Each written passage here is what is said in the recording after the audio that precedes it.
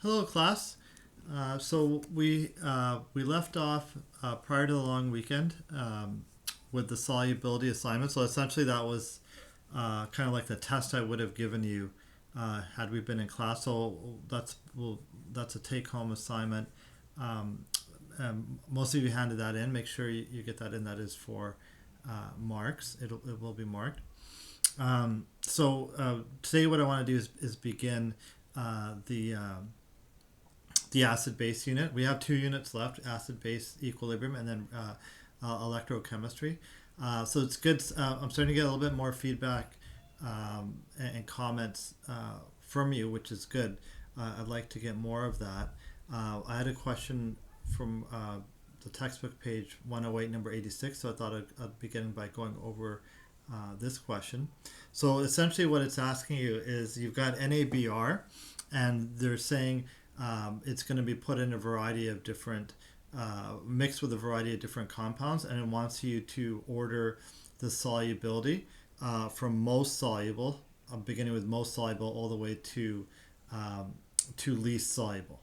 Okay, so here's your NABR, Na plus and Br minus. So anything that's going to cause it to shift left is going to reduce the solubility, and anything that's going to cause it to shift right is going to increase the solubility. So if we start on the side with most soluble, um, because it's asking for that, it would begin with the two silver nitrate compounds. Now, the difference here is one's 2 molar and one's 1 molar. So what's going to happen is the silver is going to combine with the bromine to form a precipitate, AgBr. So essentially what's happening is if the Br is being funneled into this precipitate, what you're essentially doing to the bromine concentration, the ion concentration, is reducing it, and that's going to cause the system to shift right. Now, the reason why the 2 molar is more soluble than the 1 molar is the 2 molar silver will use up more of the bromine, which will give you a greater shift to the right. Okay, so that's why AgNO3 2 molar is more soluble than the 1 molar when mixed with NaBr. The KNO3 is not really going to do anything because it's soluble with everything, so it's not going to have any effect. It's going to be in the middle.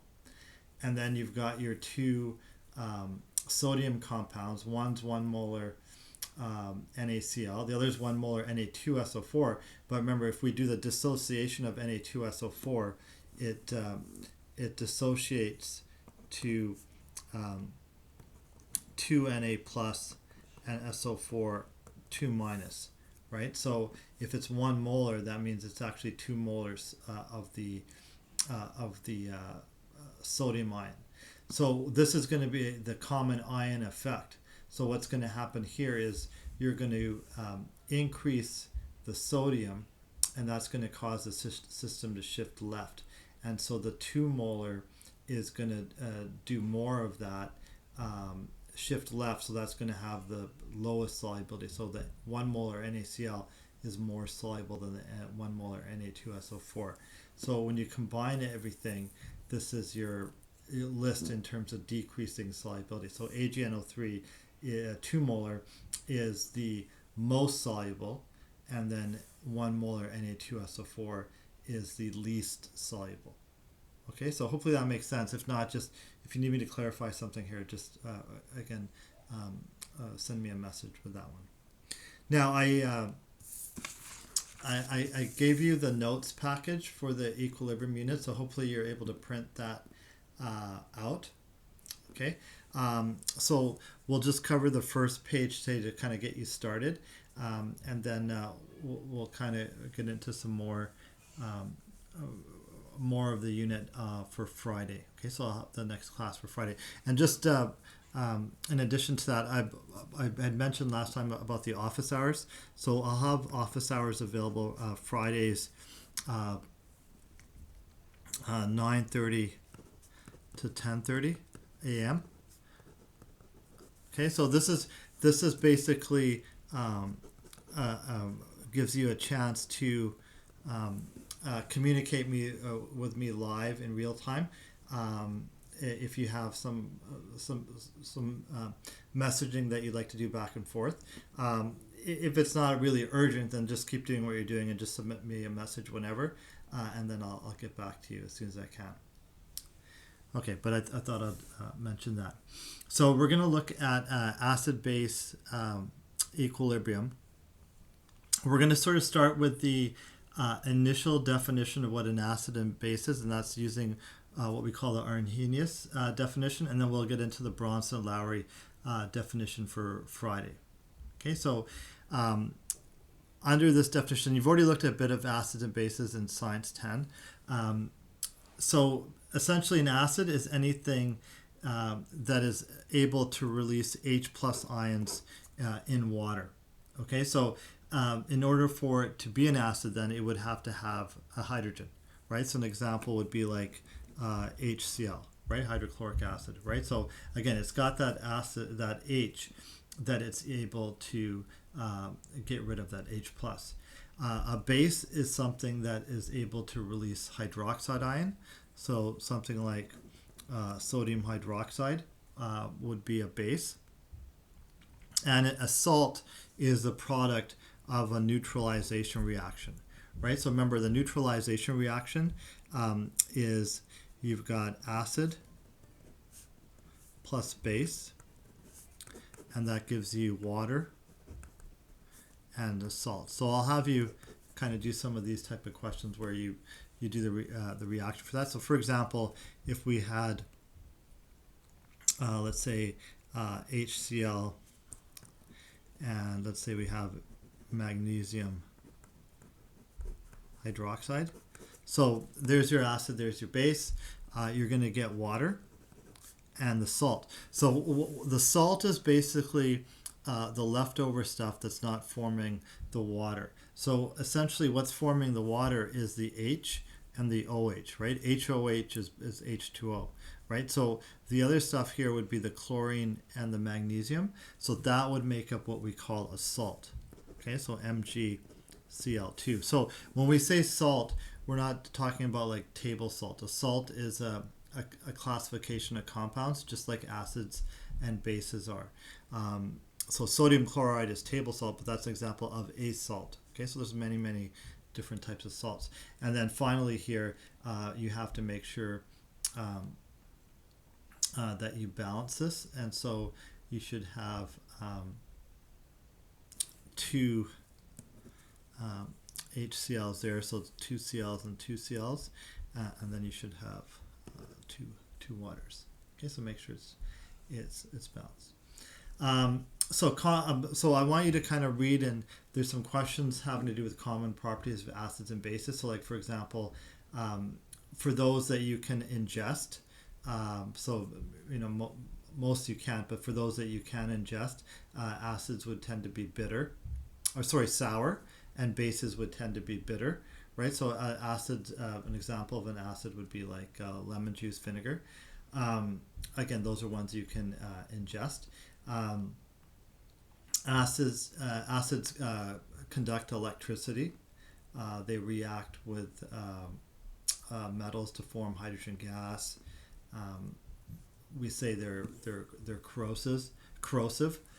Bases are good household cleaners. They tend to be slippery. Okay, so something like bleach would be a base. Ammonia would be a base. Okay, so I'll have you kind of read through and investigate and come up with some of the properties of acids and bases. What we'll get to on Friday is we'll kind of refine our definition of an acid, and we'll start using the word proton.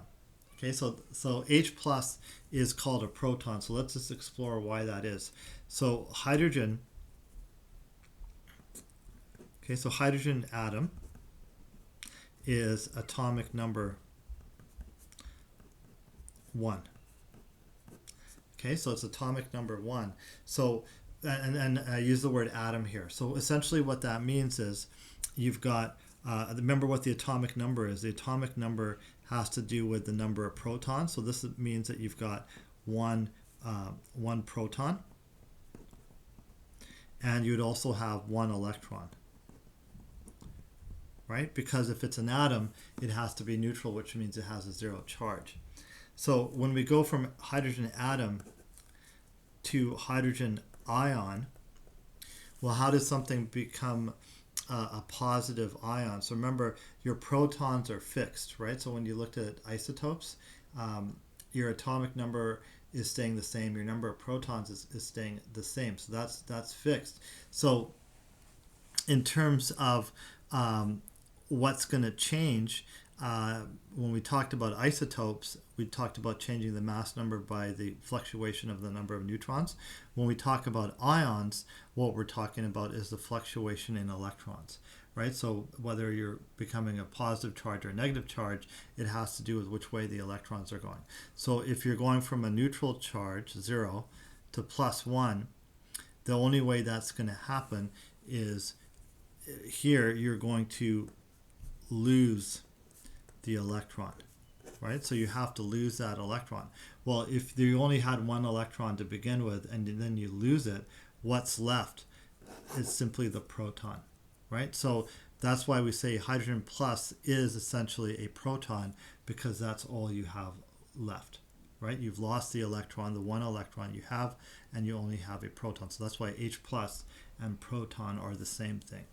Okay, so if we use the word hydrogen ion or if we use the word proton, we're talking about the same thing. Okay, so in water, the H plus is the positive charge, and it's attracted to the water molecules, the negatively charged end. And so what happens here is you produce H3O plus. So H3O plus, this is called the hydronium ion. It's equivalent to H plus. So I'll show you what I mean by that. So dissociate.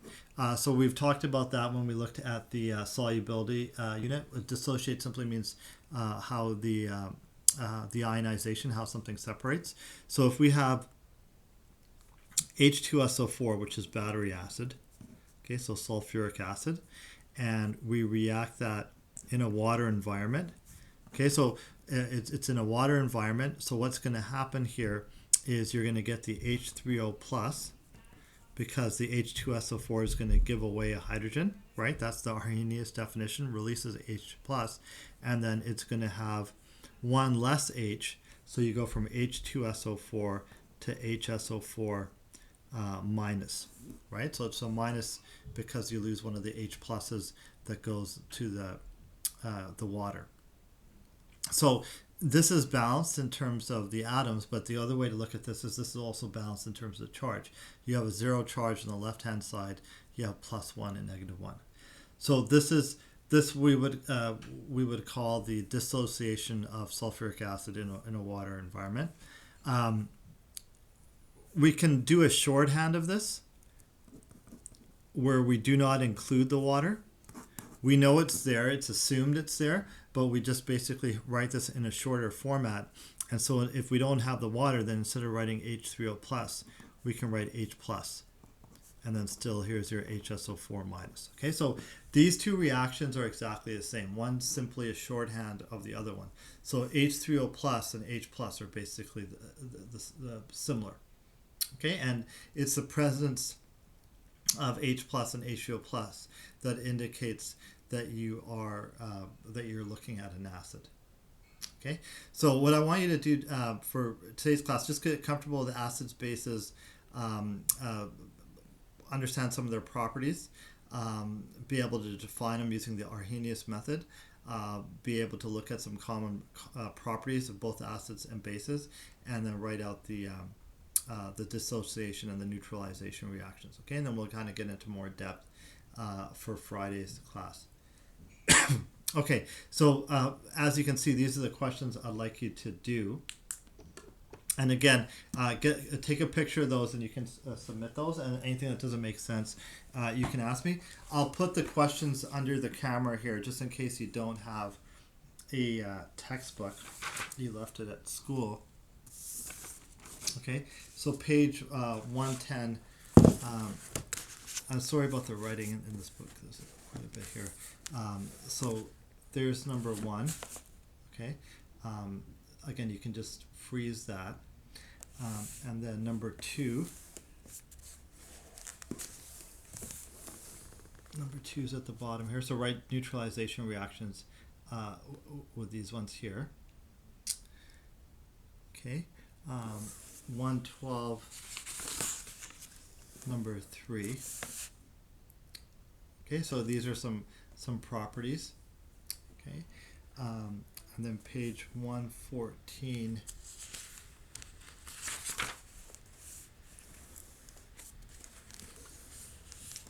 Okay, number 7 and number 9, and then finally you can look at number 10 here.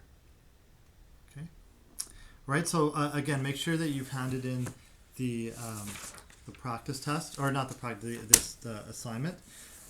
Hand that in, and then you can work on those questions and let me know if there's anything you need help with. Okay, so again, just make sure you look after yourself, look after the people in your household.